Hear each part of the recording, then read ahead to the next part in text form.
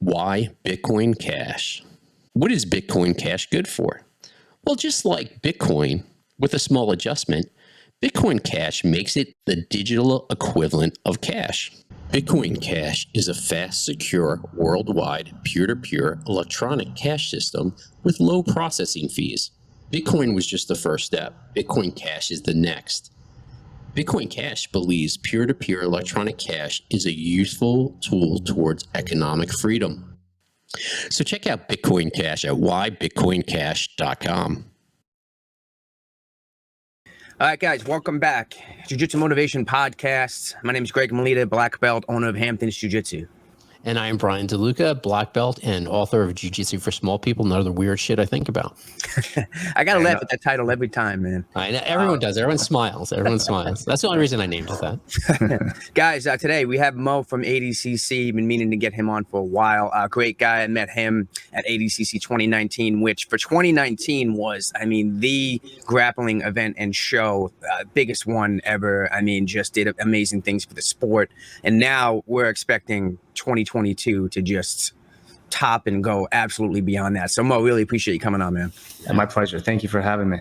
So let's kick off with that, man. ADCC 2022. What do you got? What do you got? The tickets are insane. Sales are going nuts for that. What's the plans now? Just everything, to be honest. So when we did 2019 in Anaheim, we sold 4,000 tickets, which is a lot. I was very, very happy with that. Everyone was happy with that.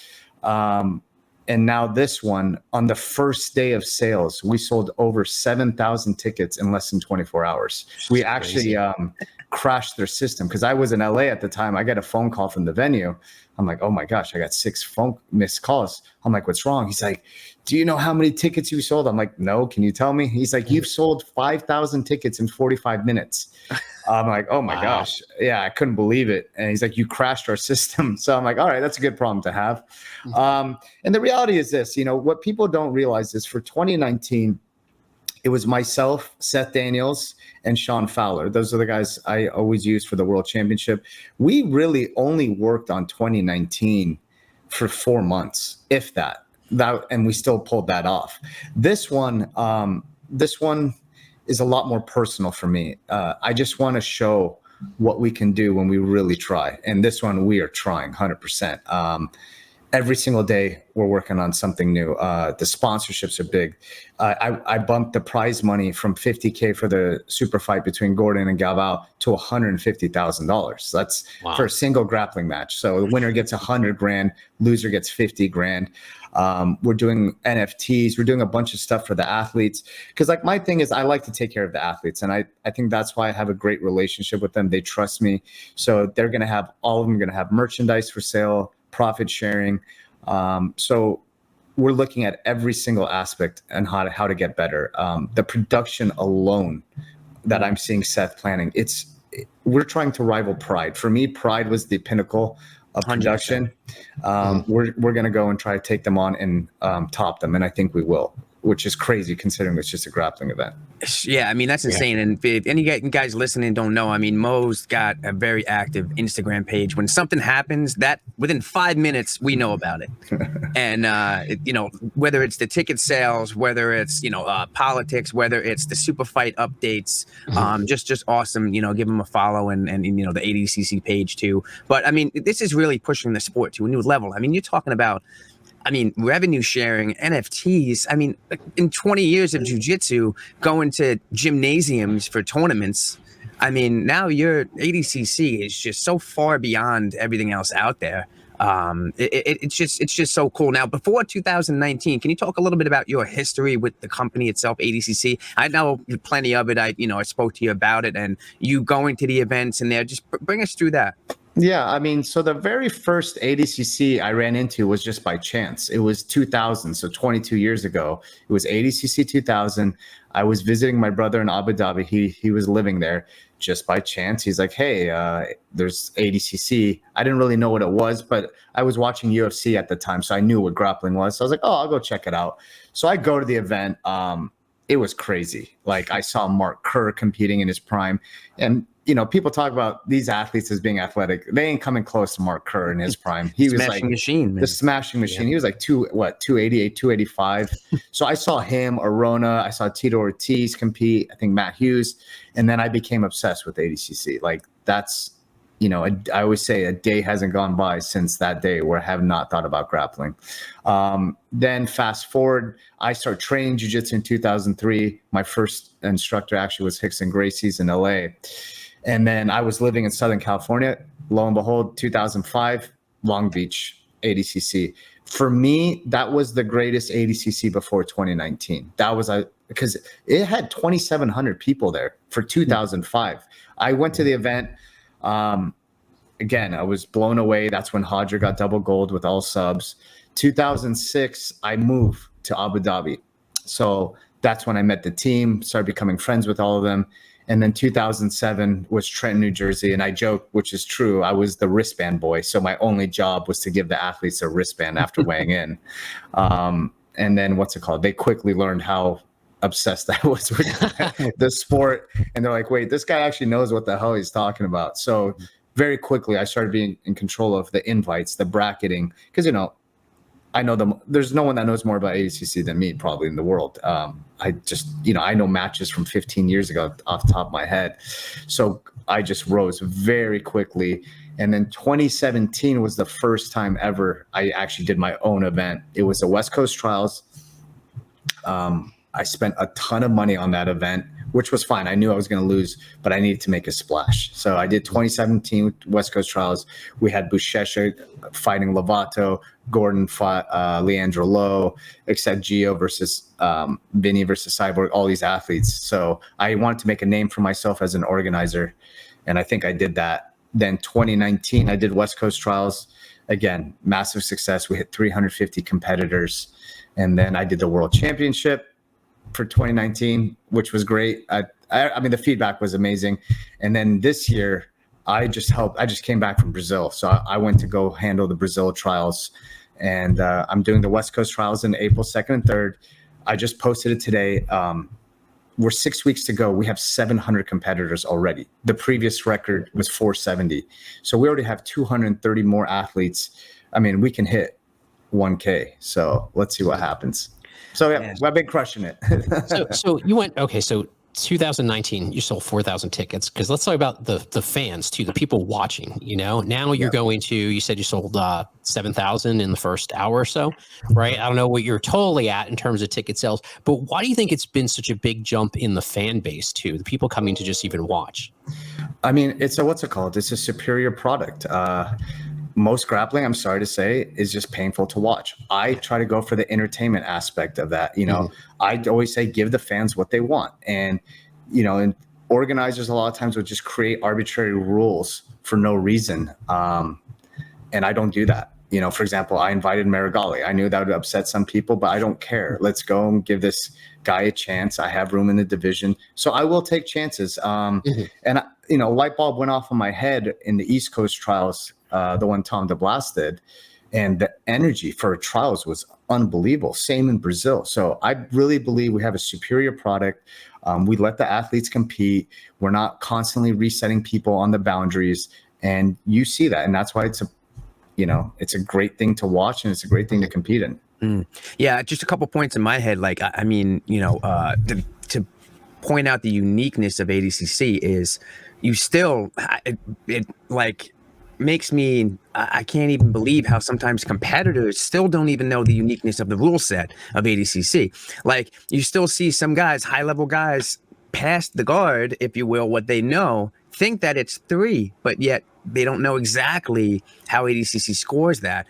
And I go back to how unique the ADCC rule set is, and how, not only the rule set, but the fighters it brought in. I remember the matches with Rumina Sato and Vitor Shaolin. I mean, you never saw that before. When were you going to see the Shuto fighters from Japan fight the top Brazilian guys? You never saw that. You're never going to see the Japanese guys come and fight in an IBJJF tournament or the CBJJ, whatever it was back then.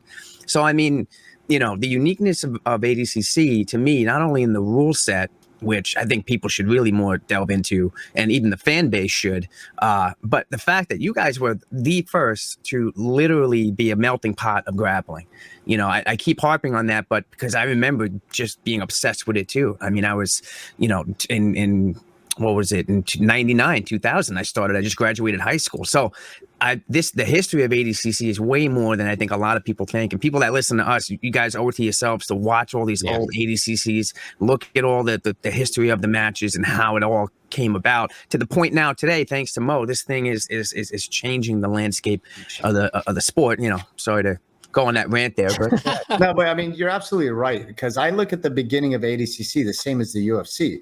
What was the concept of the UFC? People were training only one art at the time, whether it was kung fu, boxing, jiu-jitsu, wrestling, and it was to see what was the superior art. Same with ADCC. We've had judo, sambo, even sumo wrestlers enter, and then over time in the UFC, obviously everyone started training all the arts, but in grappling, it's just been proven, it's not a jiu-jitsu event. It's a submission grappling event. Right. But over time, if you look at the competitors, it's all Brazilian jiu-jitsu athletes. It's just the superior art. And to go on what Brian said, what do you think really made it explode as far as the spectators go? Right. I mean, I'll kind of key it up, but do you think that it's anything to do with the stagnation of the generic, how many years have we been just seeing IBJJF rules and, the watering down of that?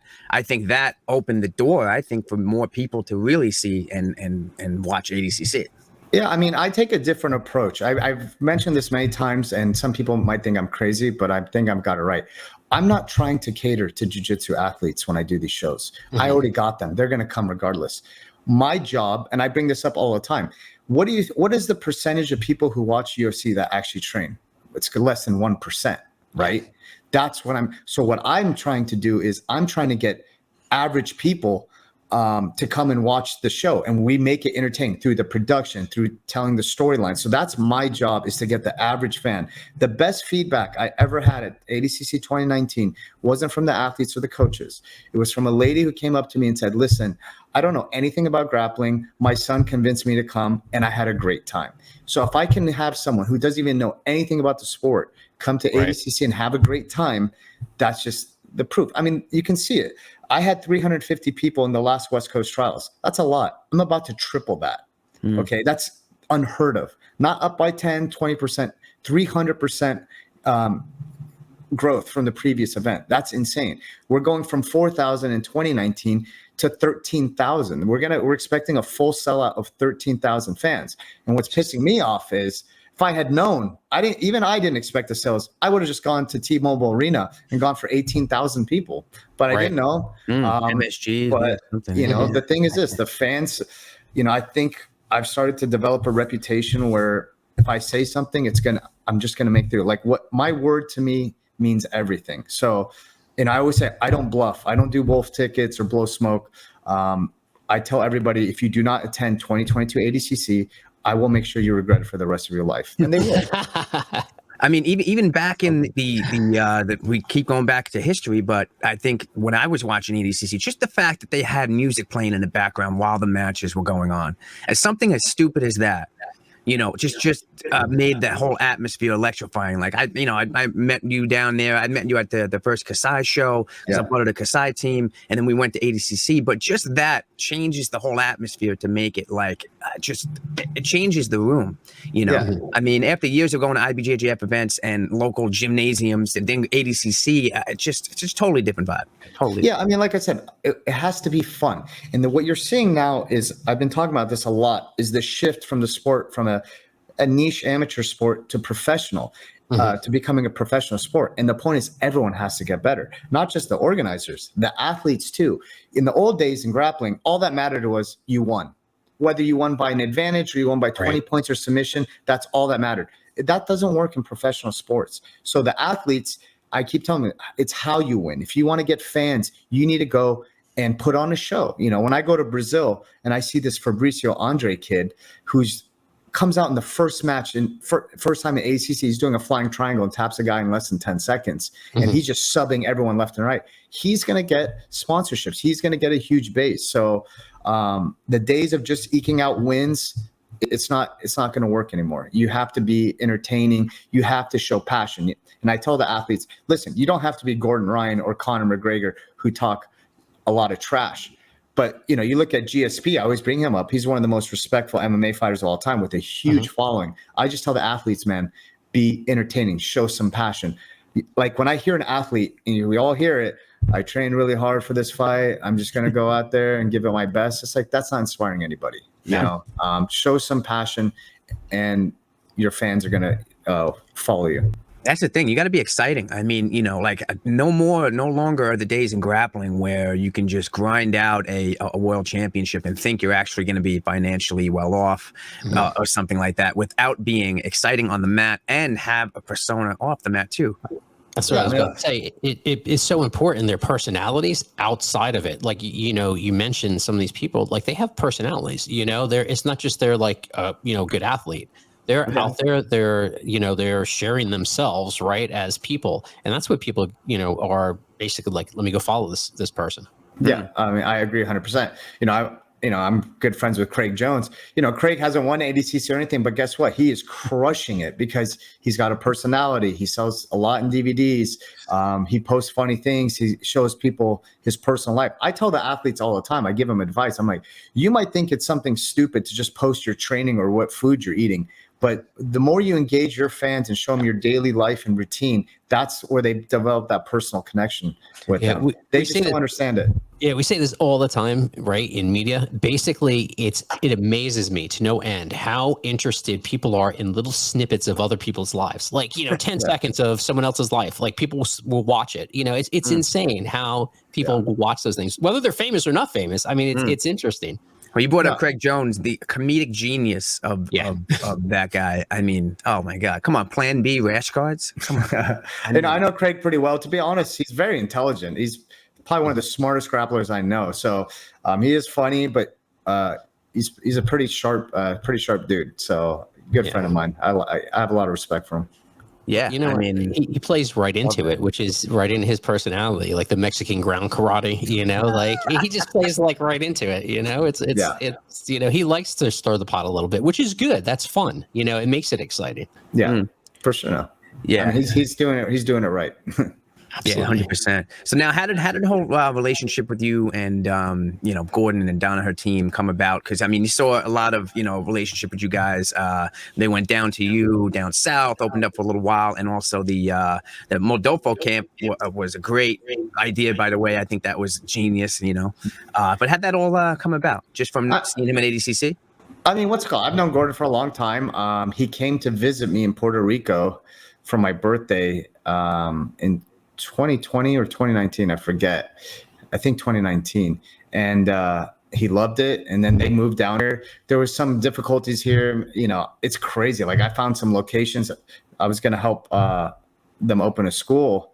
And just the realtors here just would not, like, it's empty. It was just a mess. So they decided to go to Texas. But what's it called? I'm still friends with both sides. I talk to Gordon all the time, like almost every day. I still talk to Craig. What's it called? I talk to everybody. I don't get involved in stuff like that. And the reality is this: in jiu-jitsu, all the big teams split. I don't care if you go look at the history. All of them do. This is not anything surprising to me. Yeah, no, 100%, agree with that.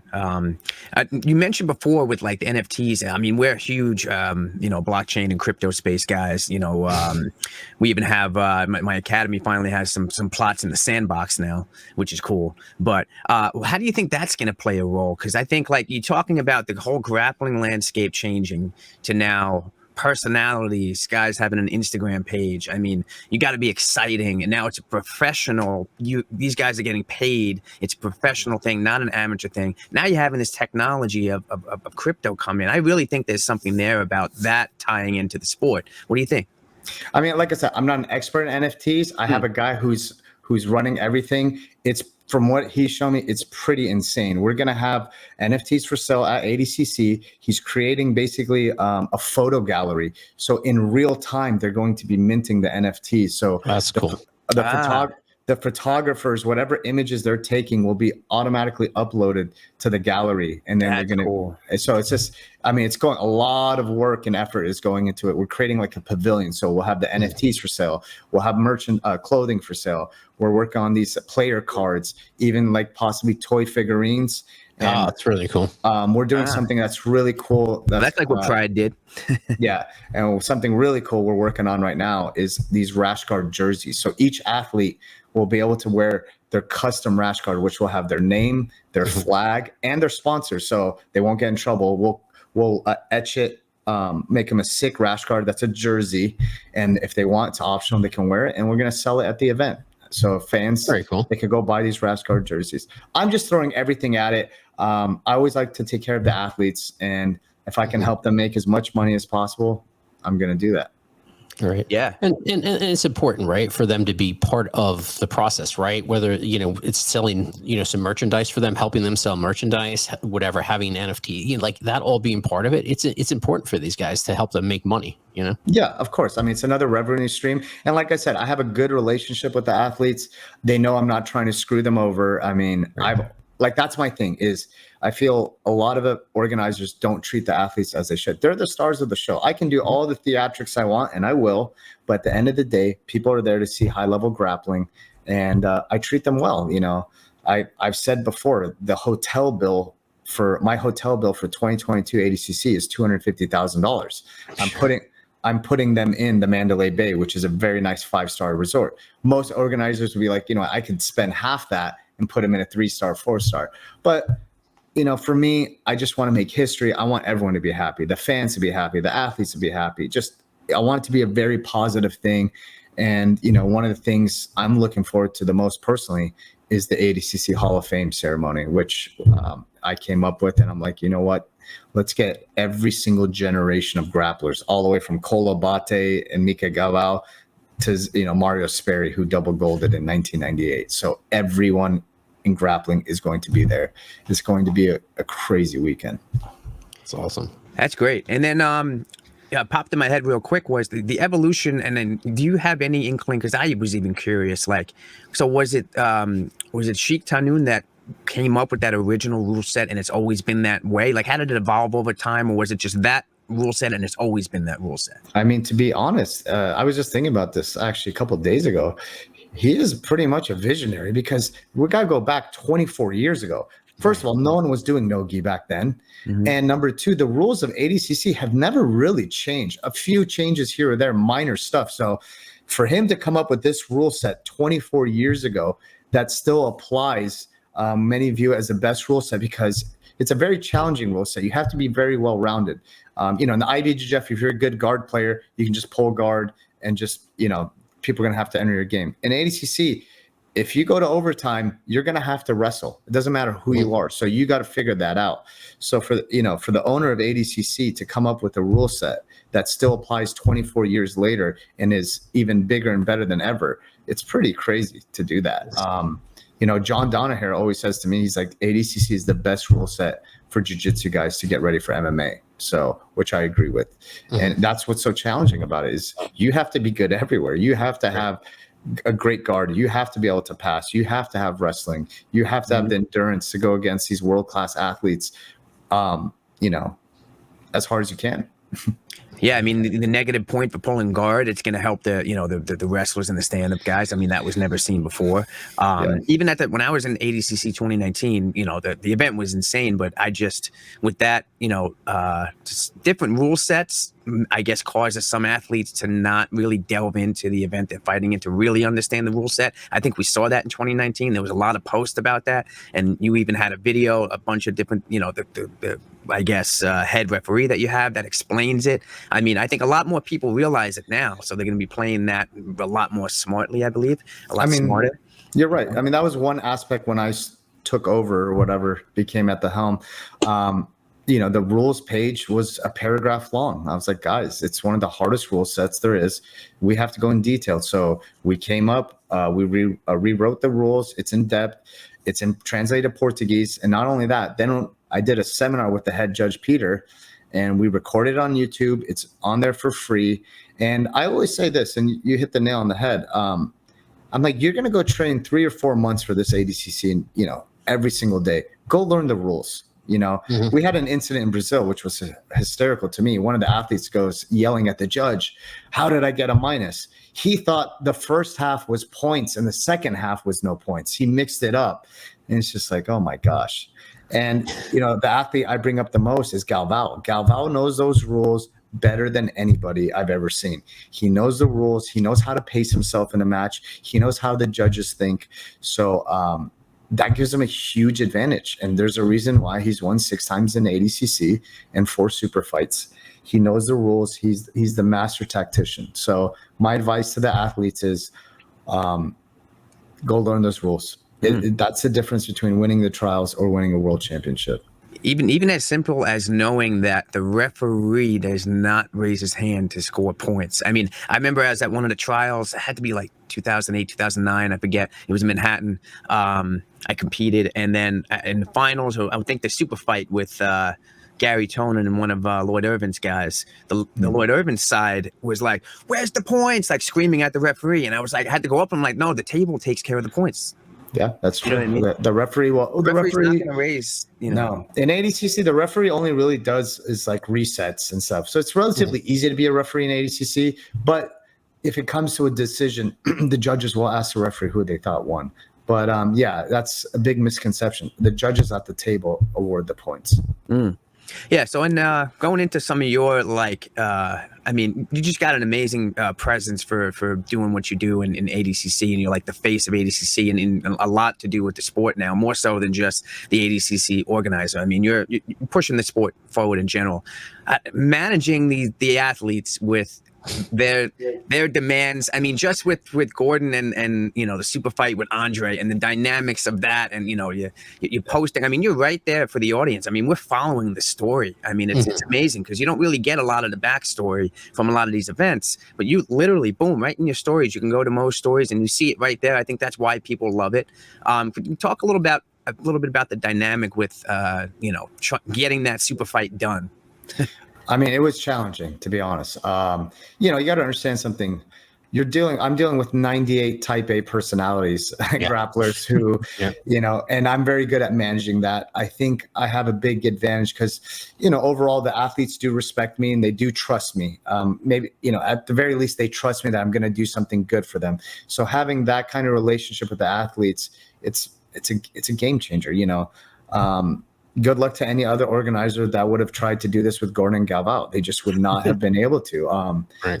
Even me and Galvao got into it publicly as well. Like, that is something I will do. If I feel something is not right or going on, I will go after anybody. I've done it. I won't do it unwarranted, but I will. I had an issue with Galvao at one point. We worked it out. And to be honest, I didn't think he was going to take it. And this was in May.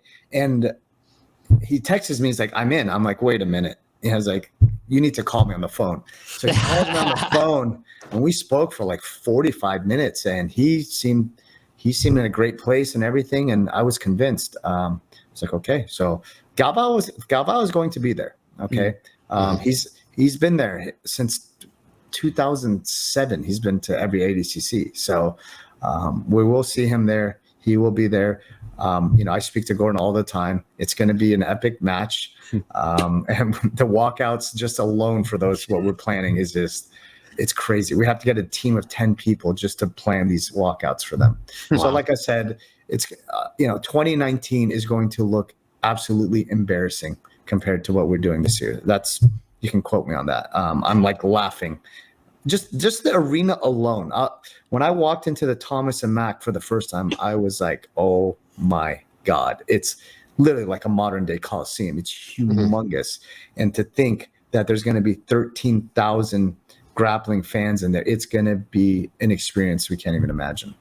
I think for all of us who started a long time ago, just imagining 13,000 people watching like any type of grappling is like insane. Right. Yeah. It's insane when we think about it, like live in person. That's crazy. Yeah. I mean, UFC pulls 15, 16. And to be honest, we could have hit that easily. We sold all the premium tickets in one day. Like the entire bowl was gone. The most expensive tickets which were $400, the purple seats, sold out in 4 minutes. The whole sections were gone in 4 minutes. So it's gonna be an experience that none of us are ever gonna forget. I promise you that. Yeah. And then a couple other things I had in my mind. One was so the details all throughout ADCC, I guess the super fight guys, I mean, you won your division, you won the open super fight. But now the situation with Gordon is he is now able to fight in the division. Like, how did that all come about? And that wasn't allowed previously, right? That's not true. So this is a big misconception that people bring up falsely. What we've had before, super fights used to be on Saturday. What we've said no to before is people in the super fight who lost to go into the absolute. I've personally seen that twice where people requested that.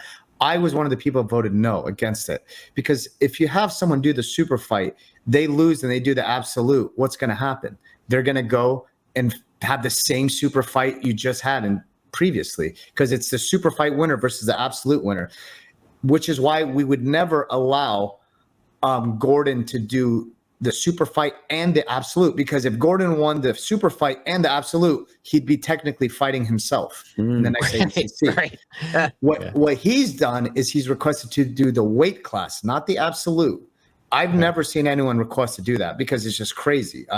Why would you go? You have one match to prepare for. Why are you going to go fight 4 other matches? Gordon's Gordon, and I don't see a downside to it. I think he's just trying to break the record, because if he wins the division and the super fight, at this point he'll be a 5-time ADCC champion at 26 years old. So I think that's what he's going for. And I think the people in the division and in this bracket is also some guys in there that I believe he really wants to match up with. And I mean, Felipe Pena, see that. For example, Felipe Pena was in -99. He contacts me, says, I want to go up 99 plus to face Gordon. Again, why am I going to say no to that? I want to watch it.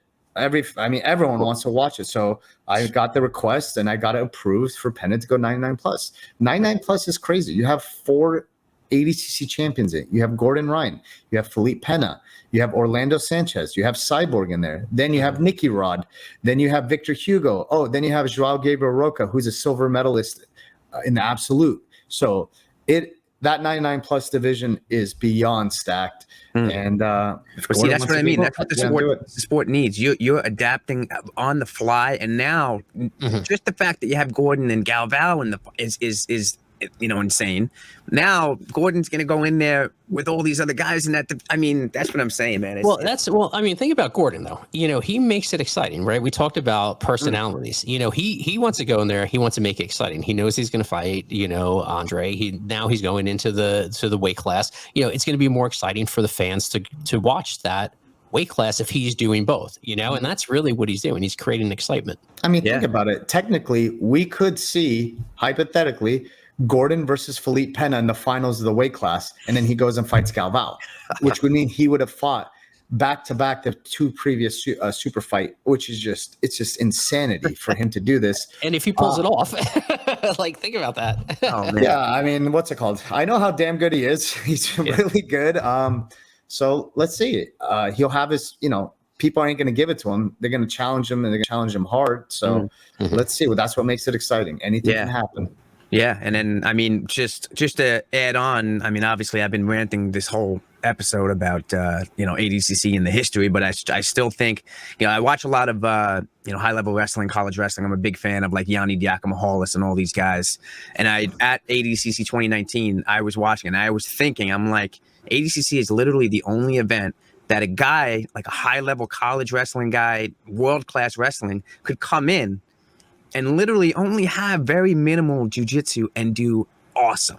You know what I mean? Look at a guy like Nicky Rod that comes in there and, Cyborg and Orlando Sanchez, Muhammad Ali, and you can have just an amazing wrestling game and a knowledge of jiu-jitsu, and it truly lets any grappling style go in there. But because I watch a lot of wrestling and I pictured these guys in there, I'm like, these guys do amazing takedown defense and play their games. Truly makes ADCC's rule set so good for the sport. I agree. I would say, though, the stipulation for that on a personal level, I feel, is the weight class. If you put a high-level wrestler in 66, 77, they're going to have a very tough time. These guys are going to be entering their legs and, hunting. You saw, for example, when you saw Nicky Ryan against Tony Ramos, right? Tony Ramos, like it was quick. Yeah. And the heavier divisions, you're right, because they don't play that kind of game. It's more physical. So I agree with that. Look at Mark Kerr. He barely knew any jiu-jitsu, and he was a specimen. If you took prime Mark Kerr and you put him in the 99 plus division, don't tell me that he doesn't have a chance to win that thing. So, but 66, 77, it's, these guys are just going to be attacking their legs nonstop. Well, now you said the legs. You said the legs, and that's one of the other topics that I wanted to bring up is ADCC rule set's been around for how long? And yet only recently, 5-6 years now, is you see this. I mean, nobody said leg entanglement a few years ago. Nobody said leg entries. You know what I mean? Nobody said inside Senkaku a few years ago. The only thing you heard is like, that's a reap. That's a reap. Yeah. That's what you heard 5 years ago. The ADCC rule set allowed heel hooks for all these years. So how do you see, I mean, you got to give credit to the Danaher guys for really opening everybody's eyes into the leg game and making it, you have to know it. But now that's a huge part of ADCC too. I think that was the perfect time. Yeah, I mean, I'll be honest with you. Personally, I think I saw 3 shifts in ADCC, like revolutionary people. For me, personally, the first one was Leo Vieira, where he started mixing his jiu-jitsu with wrestling. Back then, you didn't really see much of that. So for me, watching Leo Vieira, I feel like he was one of the first pioneers of ADCC, where he was sort of changing the game and making it, the mixing of the wrestling with the jiu-jitsu. It was beautiful to watch. Number 2 for me was Marcelo Garcia. I still think Marcelo Garcia is the biggest star of ADCC in history. I remember I used to watch the audience literally get up in the stand and shift to his mat to watch him compete. So Marcelo changed the game. And then now the third shift I've seen is the whole leg lock thing. It's taking over. I personally hate leg locks. I despise them, but you can't deny them. You can't deny the impact it's had. So those are the 3 moments I've seen the shift, obviously. And now you're going to have to see a lot of the other countries start developing this. I was just in Brazil. The 2 things I saw that they're missing is 1, the wrestling aspect, and number 2, the leg locks overall. Not all of them, but overall. So it'll be interesting to see. I think that Push Gordon's post, which created some spark, right, the other day. What did he put up there that I think eventually there'll be? Yeah. He said something like basically the U.S. is just going to surpass Brazil in every aspect in no-gi. What I will say to that is I disagree a little bit on that, or quite a bit. My job when I went to Brazil last week was to make ADCC big in Brazil. A lot of the Brazilian athletes are still training in the gi. ADCC just wasn't hit a level. Now what you're going to see is this. For example, I had the rules translated to Portuguese. We're adding Portuguese subtitles to the rules video seminar. Okay. I think what you're going to see now is in the next year or 2, the level of no-gi in Brazil is going to skyrocket because now they're going to be focusing on that. Before, they didn't really have the attention or they didn't really care. Now, after these trials in Brazil, trust me, they're going to be in there. They're going to be training their ass off. You can't tell me these Melky Galvao students, Mika's dad's students, they are just ridiculous. Like what Mika Galvao did at the trials, the way he just smoked everybody, submitted everyone before the points even came on. I trained with Mika. I trained with Baby Shark. I saw Fabricio Andre in training. These guys can hang with anyone in the world. But they're focusing on that. So now when the rest of Brazil starts to focus on the rules, developing more wrestling skills, leg locks, they're going to catch up very quickly. I saw in America, like the technical level from 2017 to East Coast trials is a massive gap. So you can expand that very quickly if you focus on that. So I think you're going to see Brazil focusing on no-gi a lot more, especially ADCC, and you're going to see the skill level is going to skyrocket. Do you think they're going to focus on traditional wrestling, put a lot more focus on traditional wrestling, like real takedowns? Do you know what I mean? Yeah, I think so. I don't know how big the wrestling scene in Brazil is. I don't think it's that big, but it doesn't matter. You get a few good coaches. I mean, Fabricio Andre, I saw him. This kid's ankle picking people at will. His wrestling was phenomenal. His duck unders. So, so obviously they're doing something right. Mika looks great too. So. Like I said, if you really put your mind to it, you can develop very quickly. Yeah, well, I mean, yeah, we all, can't wait for ADCC 22. I'm going to do my best to be there. I think it's like you said, it's going to be more than what even you're saying as far as for the sport and for the fans, for the athletes, for the whole thing. I just want to, just really say we appreciate it, man. You're really putting this thing, pushing the whole sport, My pleasure. I mean, like I said, it's my biggest passion in life. This one, I'm not holding back, and you're going to see that. And like I said, 2022 will be 10 times bigger than 2019 in every single aspect. The arena, the audience, the matches, the production, everything, the medals, like even the medals are going to cost a ridiculous amount of money. It's just everything, like I've said publicly, my hotel and production budget alone is $600,000. That doesn't include anything else. So, Right. I don't do this for the money. I just do this to make history and show what's possible. So whoever takes over after me, they're going to have some very big shoes to fill, and I'm just going to keep making them bigger and bigger every day until September. Yeah. What anything else, Brian?